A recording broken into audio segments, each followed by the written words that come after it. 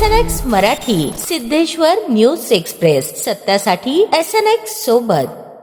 नीट आणि TET पेपरफुटी प्रकरणावरून सोलापुरात युवक काँग्रेस आणि शहर काँग्रेस कमिटीच्या वतीने मशाल मोर्चा काढण्यात आला।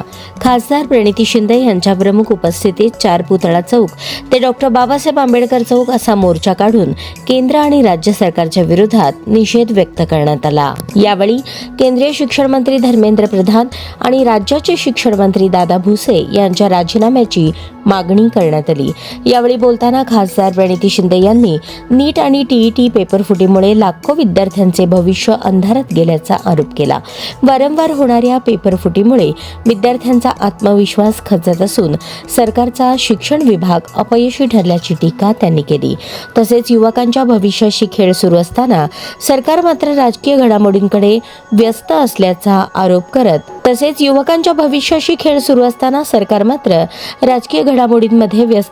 आरोप करत या संपूर्ण प्रकरणातील खऱ्या सूत्रधारांवर कठोर कारवाई करण्याची मागणी त्यांनी केली।